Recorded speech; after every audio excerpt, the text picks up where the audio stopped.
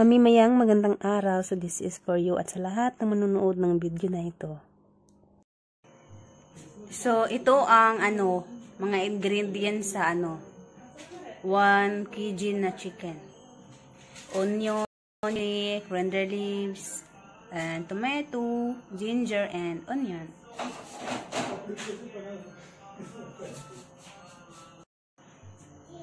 At half kg na biryani rice. Ito ang biryani rice, mataas na bigas.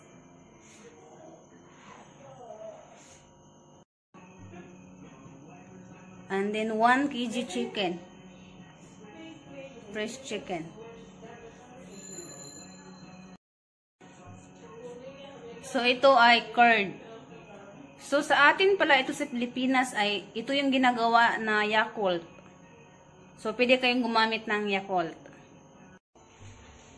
At gumamit rin kami nitong biryani masala. So, itong curd or Yakult sa atin sa Pilipinas, atin tong i-mix. We're going to mix this to the chicken.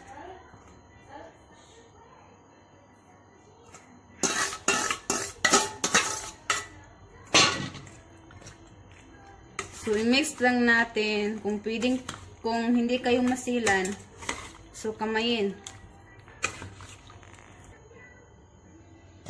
So, pagkatapos ng curd, so ito, ang biryani masala. I-mix natin siya para tayong nag-marinate. Yes, Jack? Yes. Marinate natin siya, then i-prepare natin ang ibang ingredients for 30 minutes para mas masarap ang chicken.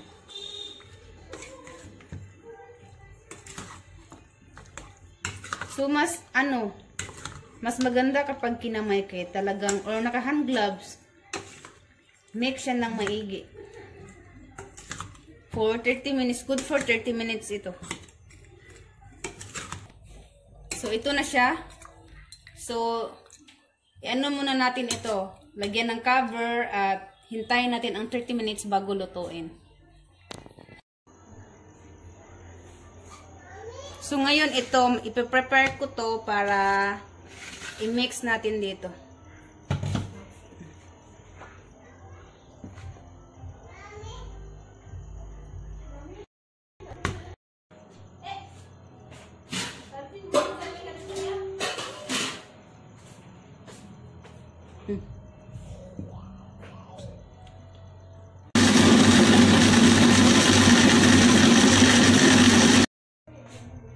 So, ito na ang paste ng ginger, then onion, chili, and coriander leaves.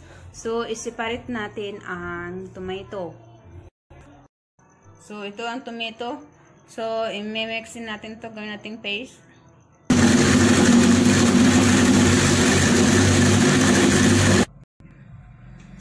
So, ito na, dahil pag mi-mix natin ay hindi sila pwedeng isama. Kaya, separate sila. So, ito ay special rice biryani. So, ilagay natin dito. Dahil hugasan natin ito. So, kung gusto nyo rin ng normal na rice, simple lang siya na bigas, pwede rin. So, ito siya, hugasan din ito at huluman siya o 30 minutes.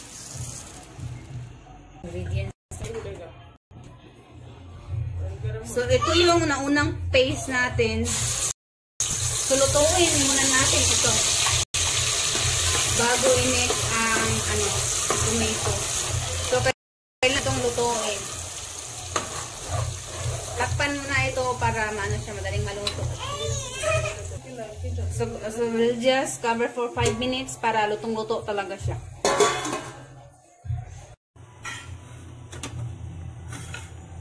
So, lagyan natin siya ng 1 spoon of chili.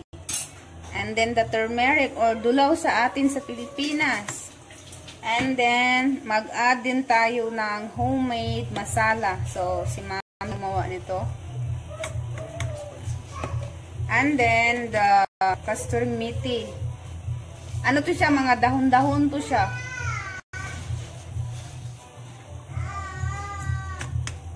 And then, i-mix natin dito.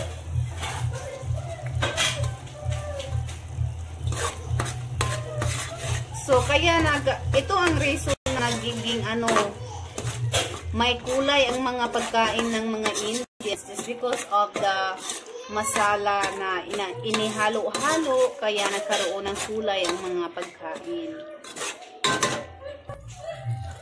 So, kung wala kayong mga masala dahil hindi available sa atin sa Pilipinas, so pwede rin magic sarap. Masarap din kapag magic sarap. Kasi yan naman yung palaging option sa ating magic sarap or ano pa yung mga gamit natin panluto. So, pwede rin natin i-mix. So, after 5 minutes, luto na to siya. Mix lang. And then, i-mix natin ang tomato paste. Napakaraming masala, diba? Sa atin, maliit na kumbay lang. Pero dito, marami. Walay tik-tihik dire sa pagkuhan. Yung mga lamas. 4. So, depende na sa inyo kung gusto niyo ng maalat. So, kayo na ang bahala. Pala kanina ay asin. And then ngayon, ito na ang marinated chicken natin. Lagay natin. And then next, ano lang, mix, then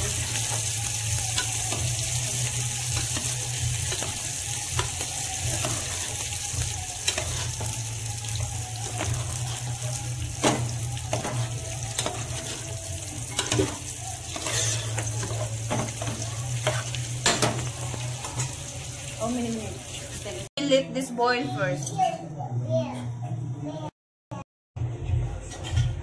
So, ang rice ay parang malapit na siyang maluto. So, kung i-rate natin siya into 100%, ano siya? 80% cook na siya. Oh. Then, mamaya, ano. So, ito ang next natin gawin. Salain. Para mawala yung lahat ng tubig.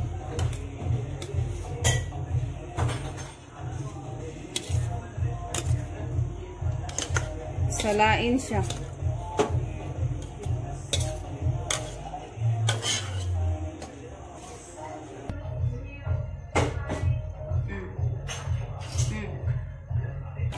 This is boiled for 20 minutes siya. Kaya, luto na to. Pwede na i-mix natin ang rice.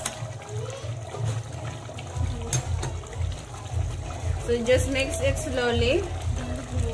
And then, dahan-dahan lang para hindi ka maano sa mantika.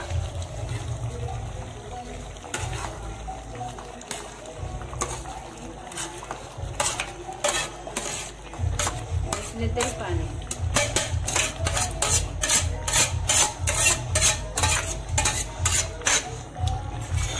Mix. So, mix lang natin. I-mix lang maigi para ang lasa niya ay talaga nakakasarap.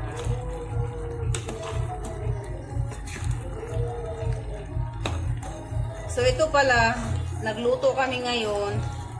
So, ginaguide kami ni Mommy. Mommy is guiding me because I can't able to do it alone.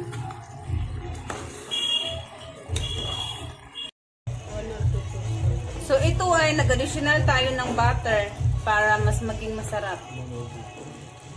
1 or 2 teaspoon. So, nakadepende. Optional siya kung 2 spoon ba or 1 spoon ang inyong gusto. Napakasarap nito after. Tayo. So, ito na siya para lang tayo nagluto ng kanin. So, ito na itong mga after 5 minutes. So, ready to eat na ito.